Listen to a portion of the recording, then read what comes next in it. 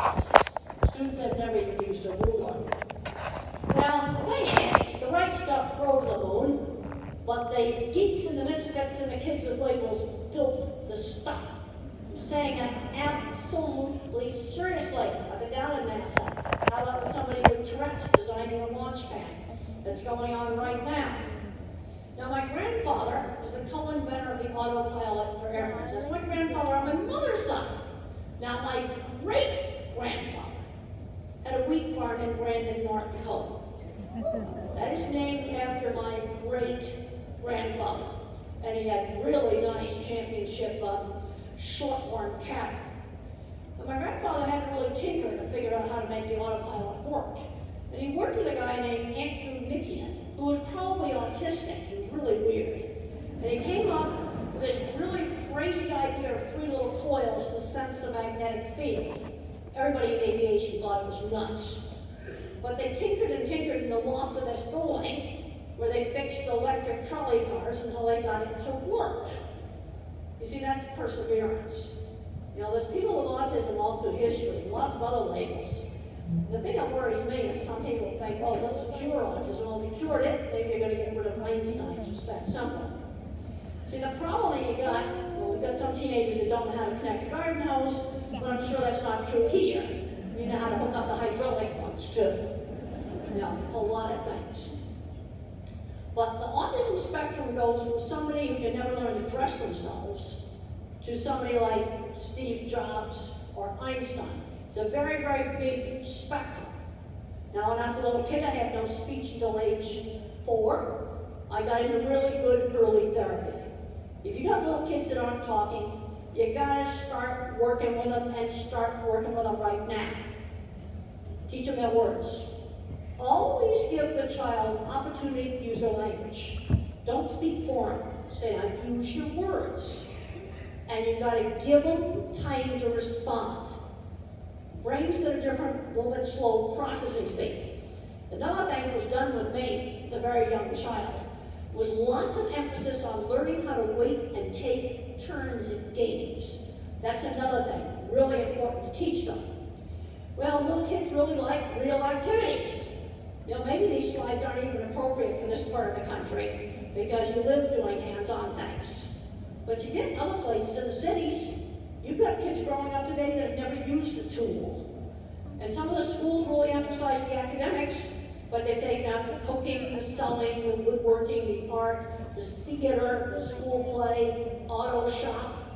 And another reason why those classes are important is because they expose you to careers. I get asked all the time, how did I get interested in cattle? I got interested in them because I was exposed to them when I was 15. I was an Easterner originally. I didn't grow up on a ranch. Well, here's a really great kindergarten where the kids were using tools to make robots out of busted computer parts. That's kind of fun. Now the thing is, you know, really weird. The way I got ahead was I sold my work. I put together a portfolio of my work. In fact, this drawing right here was one of the drawings I used to sell the Cargill company on having me design the front end of all the Cargill beef plants in North America. So you might be wondering, why would I write on this drawing? You have to touch to perceive. I noticed a very weird thing. When the meat industry went from hand drafting to computer drafting, that happened in the mid-90s. And we started getting very weird mistakes on drawings. Things like the center of the circle were not in the center of the circle. And the person who made these mistakes, almost always, was a young person who had never drawn by hand, and he'd never built anything. They had never touched. Pixar found the same thing. Sometimes they got to get them off the computers and have them drawing by hand. Or if they make a cartoon character on a 3D printer, then they've got to hold it.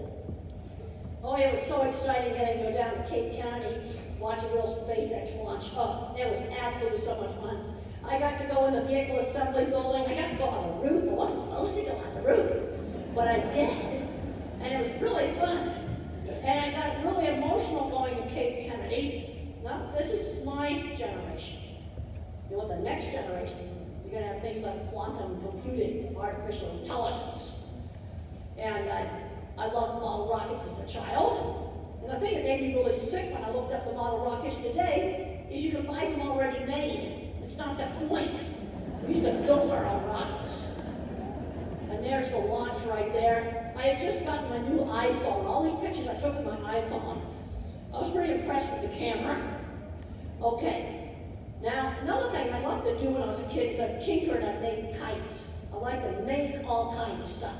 Really, really like that. And that's my little bird kite. And I have pictures of that in my book, Calling All Minds. It's a book for kids just to get them making things out of really cheap materials. Yes, and the bookstore is going to be open afterwards. Yes, shameless promoter of books. Yep. And I made little winglets on my kite, similar to what's on a modern jet airliner. I invented those winglets. I didn't get the patent for it though. There are some other little different kinds of winglets that save fuel. There's another one there. And so there's the patents. Another thing I've got in Calling All Minds is kids can look up patents. That's a lot of fun to do on Google Patents. And then somebody went crazy, built a really weird winglet. This one plane got that. Another project I did is I got fascinated by optical illusions, so I built an optical illusion rope. You gotta show kids interesting stuff to get them interested in stuff. And another thing I'm really pushing today, and everybody's pushing this in college now, internships. Try on jobs. Find out what you're gonna like for a job, find out what you're not gonna like.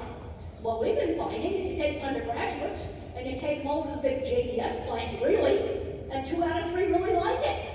Yeah, there's one that doesn't like it. But the thing is, you don't know until you try stuff. And there's the titles from the movie. My science teacher wasn't going to tell me how to do it. He just gave me the one hand and let me see that shape. I can't emphasize enough how much good teachers helped me. Starting with my speech teacher, starting with Mrs. Deach, my 3rd grade teacher, and she and my mother worked as a team. They weren't fighting with each other. It was mother and the school, a team. I had a tantrum at school. Mrs. Deach would call mother, and there'd be no television that night. And then I had my favorite science teacher, Mr. Carlock. The movie gave him an honorary doctorate. And he gave me interesting things to do, because I was not interested in studying until studying became a path to a goal. I think in education, we've got to be looking a whole lot more at where is a student 10 years after they graduate from high school? Well, not 10 years after high school, I was working on the DipVat project, shown in the movie. We need to be keeping these clusters. Art, sewing, theater, woodworking, all of these kinds of classes. Some states now are putting these things back in. They're realizing that taking them out is stupid.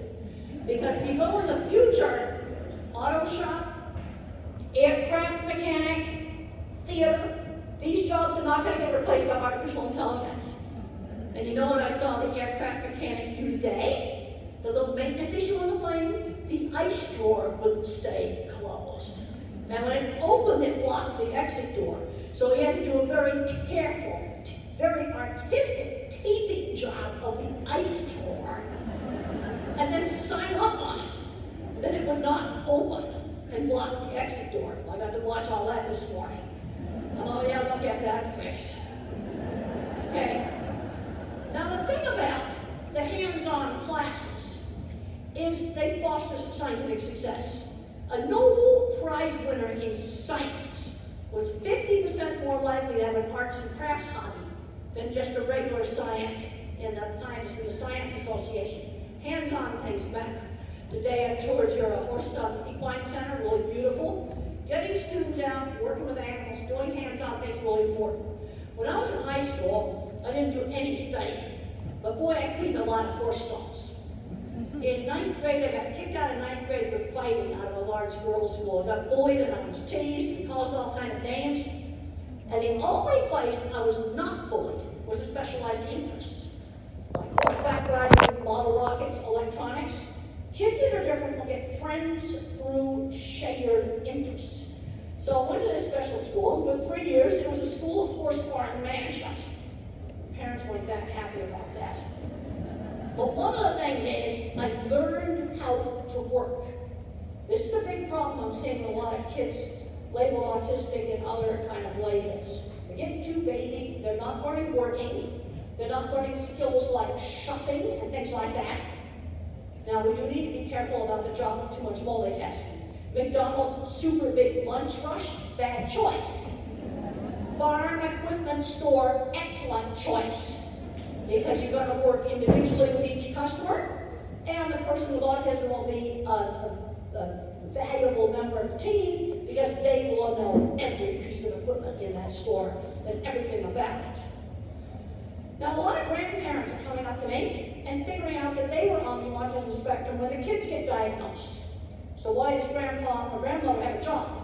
Because they had paper route at age 11. Also, social skills in the 50s, in my generation, were taught in a much more structured way. Kids were formally taught how to shake hands. When the parents had a party, the kids had to be the hosts and the hostesses.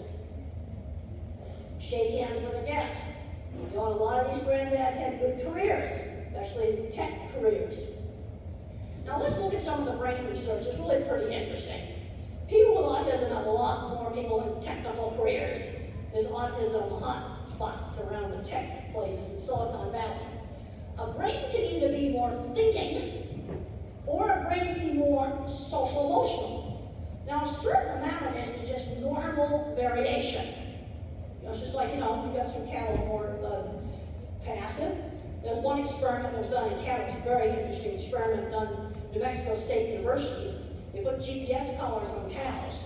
And some cows were a go-getter, and they go out and get all kinds of pasture. And others would just lay around, they didn't do much grazing. And that was just the difference in sort of the animals' drive. Now, this is a real mind blower for paper. Genomic trade-offs.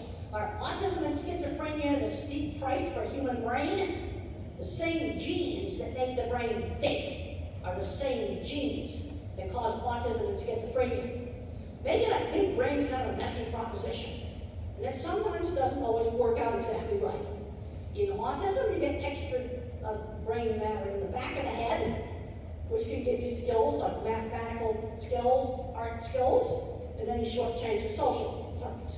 Schizophrenia, basically what happens is the network's too skimpy. Now the thing I want to ask is what would happen to some top innovators in today's educational system? A lot of top innovators at an unconventional educational path. Would they be less successful today? How about Steve Jobs, bullied in school? He was a weird loner who brought snakes to his elementary school and he turned them loose. And then how about little Albert right here, no speech until age 3? Both of these individuals like the arts. Einstein has a violin. Steve Jobs had calligraphy. That's one of the reasons why your phone's easy to use, because an artist designed the interface, and the mathematical engineers, they designed the inside of the phone. That's why you need the two minds working together. I'm seeing a lot of kids getting labeled, and I'm worried about them getting screened out. Too many kids get kind of a handicap mentality. There's a lot of kids that are visual thinkers like me that be very good at skilled trades. We've got gigantic shortages of mechanics, plumbers, welders, electricians. Somebody's got to fix all these wires out here. They're not going to fix themselves when there's an ice storm. And there's a lot of dyslexic people. They've been very good at running businesses because they got vision. JetBlue, IKEA, yep, special ed departments running them. And JetBlue is the only airline that gives you legroom in the back of the plane. Yes, a visual thinker designed that, not somebody just looking at the spreadsheets. Okay, Thomas Edison. He was labeled as an avid, hyperactive high school dropout. He probably had autism. He memorized every street in his town. Now, what are some of the common denominators of some of the people with unique minds? Growing up with lots of books and learning, happy to say, both the market data and my observations on airplanes and my royalty statements are indicating that e-books haven't totally taken over. You know, 70 or 80% of my sales are still print. I just checked out the people on the plane when I had to come back from the bathroom, and I was really happy to see a lot of paper books being read. That made me happy. Lots of movies being watched on tablets too. The other important thing is learning how to work, early exposure to career interests, mentors. Mentors were important to me. my science teacher, and then there was a very good contractor that wanted to get started designing cattle facilities. And he seeked me out because he'd seen my drawings. Also, you gotta learn how to drive. And that's gonna take longer. Fortunately, on my aunt's ranch, she was another important mentor. It was 3 miles up to the mailbox and 3 miles back on a dirt road. So I did 200 miles of mailbox driving before I did any traffic. No, gotta learn how to drive. But since multitasking is a problem, it's gonna take a little longer.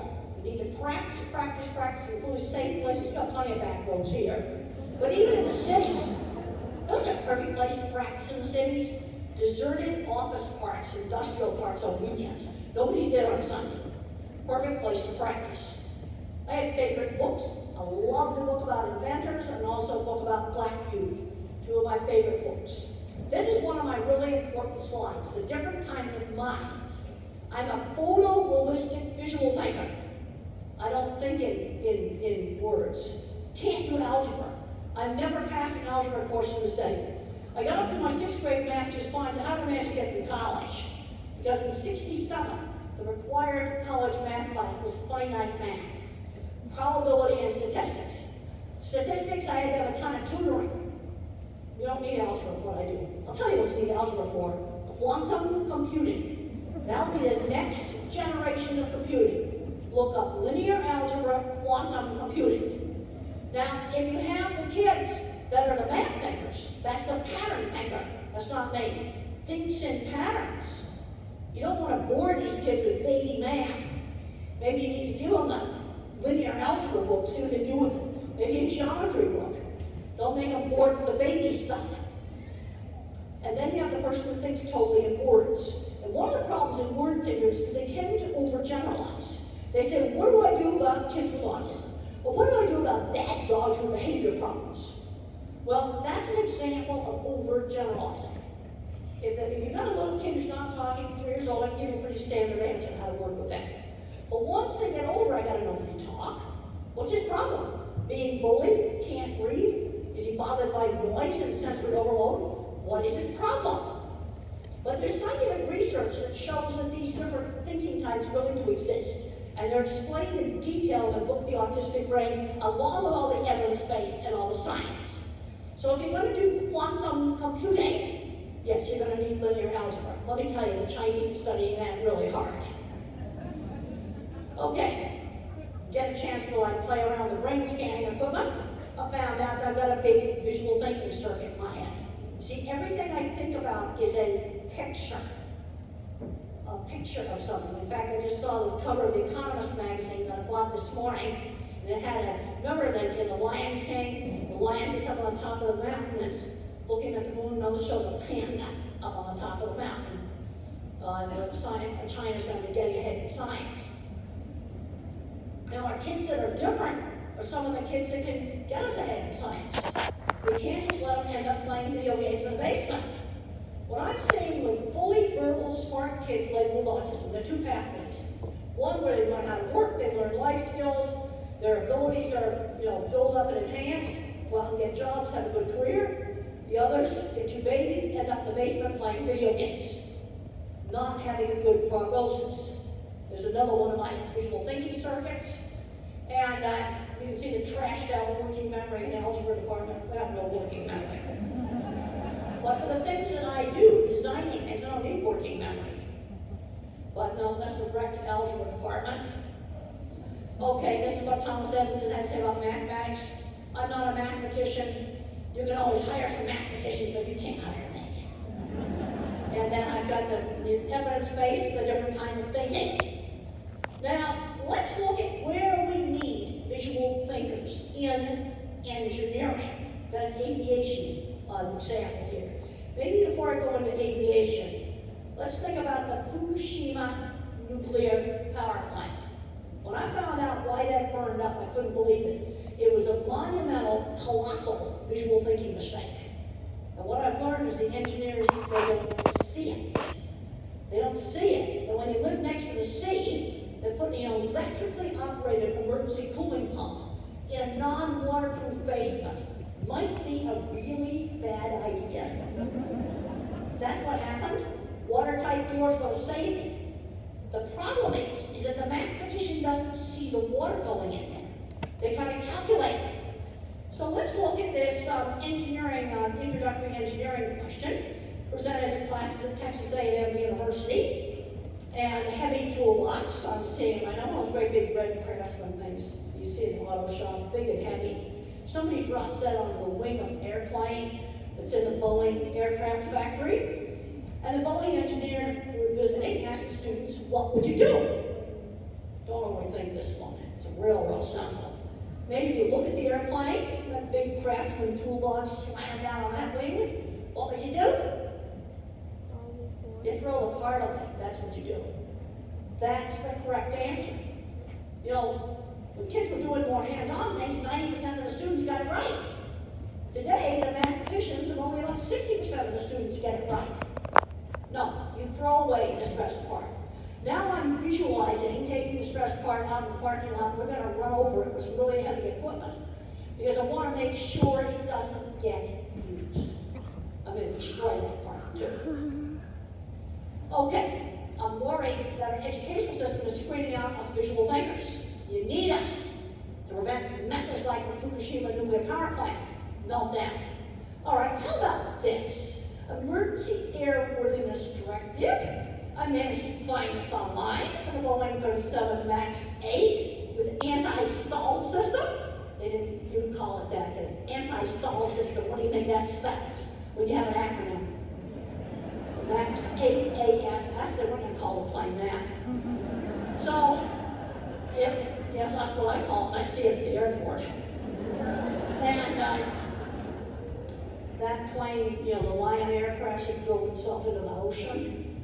Well, it's very fuel efficient, but the problem is it's more likely to stall. Now, I learned from my toy glider, if you throw it, okay, it goes up and stalls, then it comes back down, gets enough airspeed, and recovers.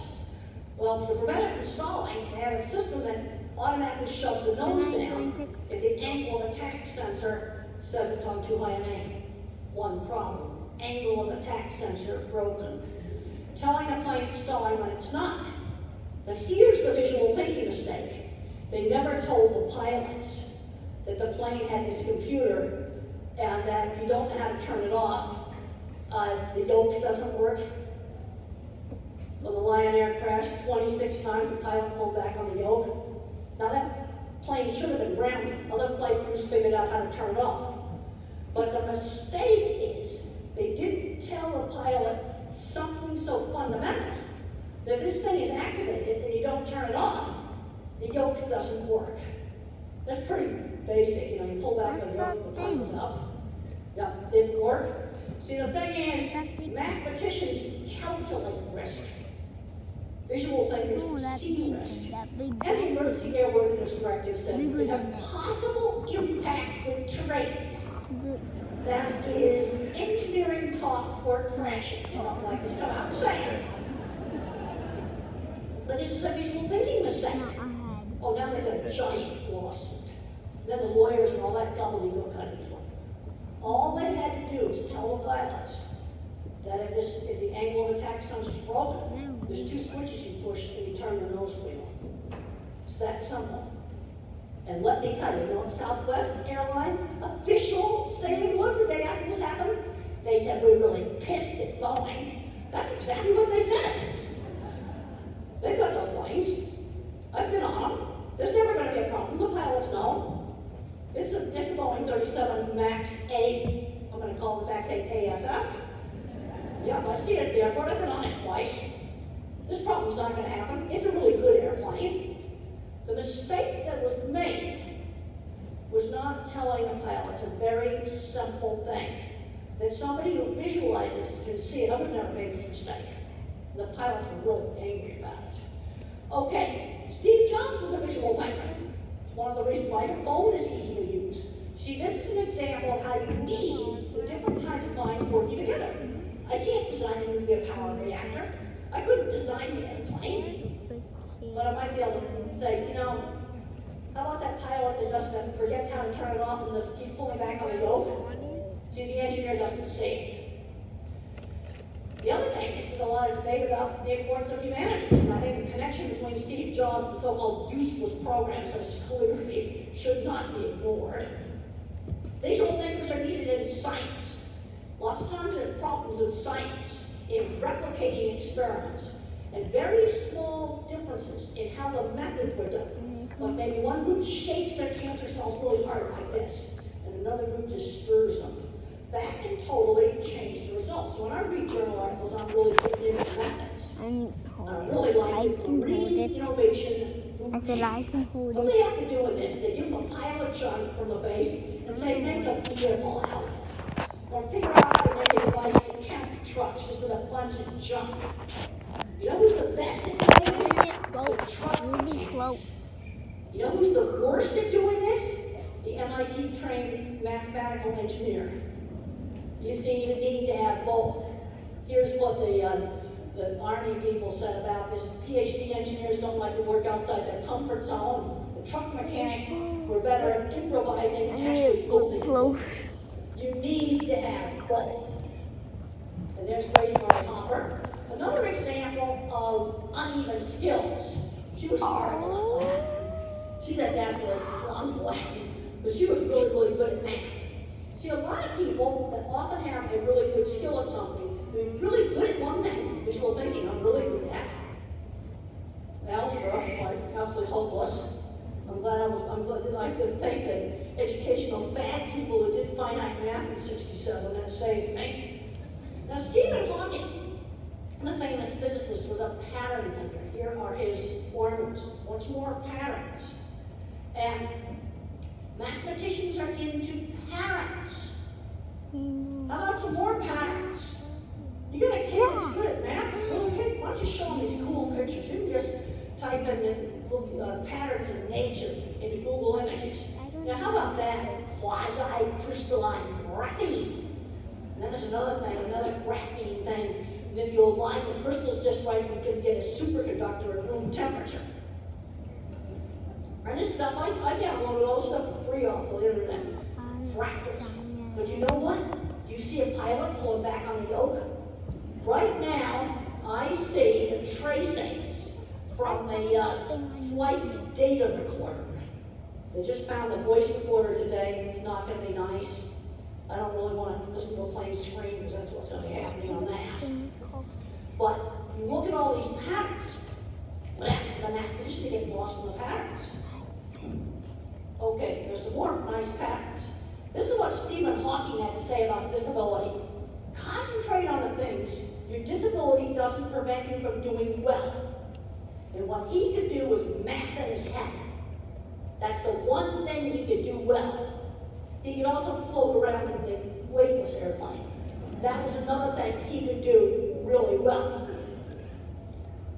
Visual thinkers, artificial intelligence, some people with autism and ADHD and dyslexia were bottom-up thinkers. Concepts are formed from specific examples. That's how I figured out how cats weren't dogs when I was a kid. At first, I sorted them by size. But then when our neighbors got a dachshund, that no longer worked. So what I had to do is I had to find features that a dachshund shares with dogs. Barking, her smell, and the shape of her nose. See, verbal thinkers tend to overgeneralize. And if you want to understand animals, you've got to get away from words. It's a sensory-based world, it's not a word-based world. What is it smelling? Somebody just came up to me today and gave me a card for horses helping in search and rescue by smelling. What is it looking at? What is it hearing? You've got to go into a sensory-based world. Okay, what are some of the tips, especially if you want to get these people out working for the minds that are different? Don't overload working memory, I don't have it. So any task that involves a sequence, write down a pilot's checklist. Just bullet points. Step 1, step 2, step 3, step 4. You got to stretch these people just outside their comfort zone. Give them choices. Well, you can do this job or that job. You got to stretch them. And I'm seeing too many kids getting coddled and not getting stretched. And I'm seeing some parents where they can't let go. I suggested to the mother of a 16-year-old who was fully verbal that he should go buy some printer paper at the local store and she started to break down and cry. Now, I just want to give you an example of how my visual mind works. When I said printer paper, the flight attendant says, I don't think you can fit that bag on the plane. And I'm like, watch, it's my printer cartridge. It slides right into the overhead bin on the small jet. You see, I'm seeing that. I'm also dreading I'm going to have to change the printer cartridge on a copier where you got to really take the thing apart. Seeing that too. But it's associative thinking. It's not linear. My mind is associative. Well, there's an iPhone app right now that can diagnose skin cancer. I wouldn't bother studying radiology. That's going to get replaced by computers. But there's lots and lots of great hands-on jobs that are not going to get replaced by computers. And also, the computer industry needs people that can code. Now, being an extreme visual thinker helped me in my work with animals. Because the first thing I did when I went out to the feed yards in Arizona in the 70s was it became obvious to me to look at what are the cattle seeing. And I noticed they'd stop in a shadow. They stop in a hose on the ground. They stop, there was a vehicle parked next to the fence. I get asked all the time about, are they afraid of slaughtering? I've been in 3 plants where a paper towel hanging down was doing this stuff. Get rid of the paper towels that went in. They notice little visual details that people don't easily see. Now in a dairy, a new heifer will stop in the shadow. The experienced cow will just walk over it. She's learned it's not going to bother her. Now, we got to teach students of animal behavior to notice detail. Well, this right here is eclipse shadows on a sidewalk in our library. And I noticed these weird shadows and nobody else did. I didn't know eclipses acted like little pinhole cameras.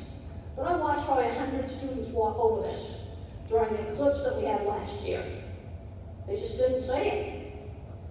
After 44 years, I still got to talk about chains hanging down in chutes because people aren't taking them out. Well, one time I had a really fun time in Ireland. Got on this big, huge black helicopter, and we landed on the lawn of this plane. And the cattle wouldn't go up to the stun box. And I noticed there was some holes in the gate, and they could see the motion through the gate. 6 pieces of duct tape later, it's fixed. Then we flew away. So all I had to do to fix it was cover up the holes. They just didn't see it. Here's a little yellow tape that might scare them. You also want to emphasize animals need good non-slip flooring. There's a very nice non-slip floor there. Now let's see how good you are at visual thinking. Raise your hand if you notice that that animal was looking at the sunbeam. Oh, we're not doing so hot. You know who beats you on this? Elementary school kids. Elementary school kids, half the hands go up. Zookeepers, a whole lot of the hands go up. Yeah, that's one of the reasons they're zookeepers, because they like being around animals. Animal memories are specific because they're century-based. You can get an animal that might be afraid of something he saw when a bad event happened. In my book, Animals in Translation, I talk about the black hat horse. And he was abused by somebody wearing a black cowboy hat. White cowboy hat, no effect. Black cowboy hat, really, really scary. And when I put the cowboy hat down on the ground, it was less scary. But as I moved it closer to my head, it got more and more scary. Early exposure to career interests, I had that. Also, when I was in college, I had a very good animal behavior class. So I got a lot of exposure to that. That was really good. Now, when you're weird, the way you sell your work is you have to show off your portfolio. Another thing you got to do is write about it. There's a scene in the HBO movie where I go up and I get the editor's card for our state farm magazine. Because I realized if I wrote for that farm magazine, then I could write about the things I did. You know, I saw that that was a door. It got me a free press pass and a lot of big expensive meetings I couldn't afford to go to. And then I could show people my portfolio. And I started my business one little project at a time. You know, it went along slowly. And there's the drawings of the dipping back that was recreated beautifully in the movie exactly off the original drawings. And when the opportunity came up for me to do this project, I was only at the 60% level of competence. And I said, give me 3 weeks, because I had to hustle all around looking at every dip that I could find and get a hold of some people at the USDA they could send me the drawings on how to do the concrete reinforcement. But I hustled around and I got myself up to the 90% level of knowledge.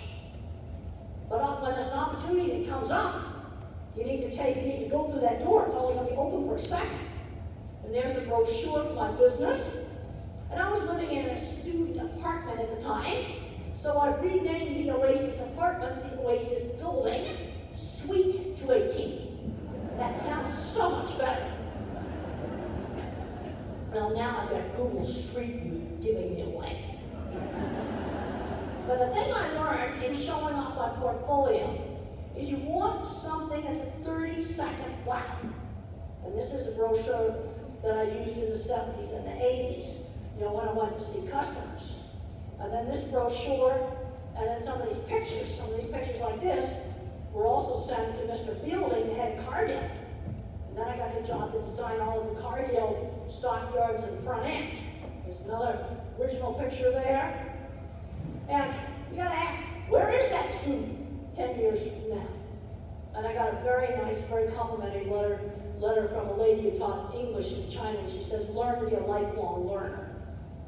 I was very pleased about that. There's the one they built for the movie. Thought that was so cool. And they're starting my career in construction.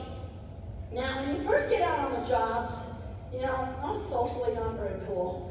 And on my very first project in Swift Plank, 1974, I criticized the welding and I said it looked like a pigeon had doo-dooed on it. That's not the way to deal with things. And Harley Winkleman, the plant engineer, he was a perfect job coach. He pulled me into his office in private and explained to me that I had to apologize. And I also did some things where I was calling people stupid. And what I'm realizing now is that things that I was calling stupid were visual thinking mistakes. Because at the time when I was young, I didn't know that other people didn't think visually. I thought everybody thought the way that I think. Now let's look at the world's great big plants. Like you have these big sugar factories here too. What I have found on big factories is the visual thinkers in the drafting department, they design the whole layout. They design a lot of the really clever new equipment. And then the more mathematically inclined engineers, you have to need you for boilers, refrigeration, roof trusses, soil compaction. There's a whole lot of things. You need to have the whole team. And I have seen this pattern over and over again. And there's a center track restraining system built in 2017. There's a plant down in Idaho that started up last year. And I like to show all that steel work off the parents who stick their nose up in skilled trades. I go, stupid people don't build that kind of steel work. It's just that simple. And there's the center track restrainer system. That's in all the big plants. Piece of equipment that I developed.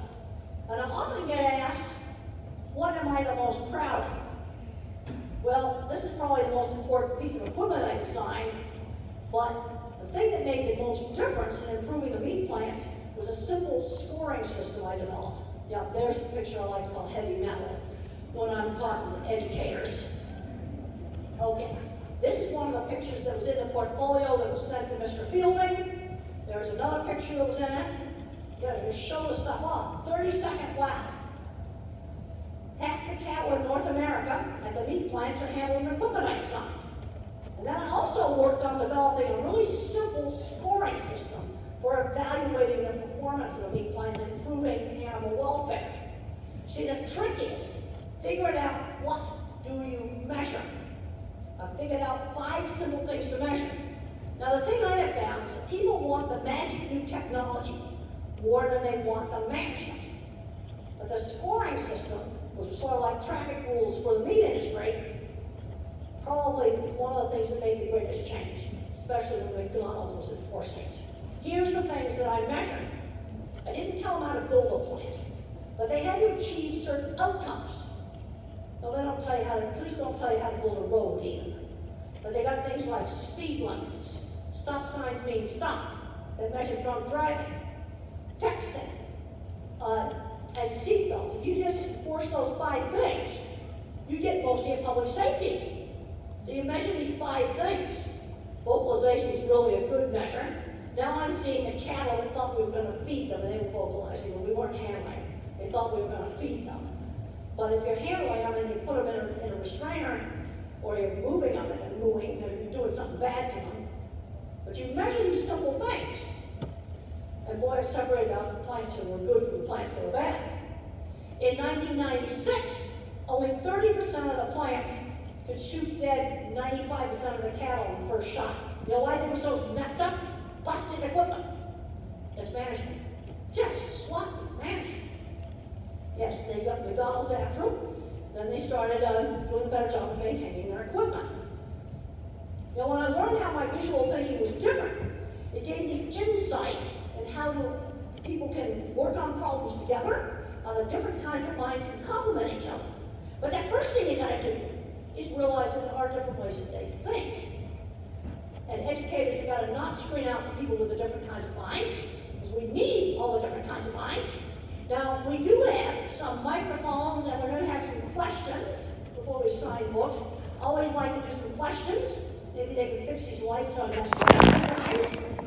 Okay? Anybody got a question right there in the front I can take really quick?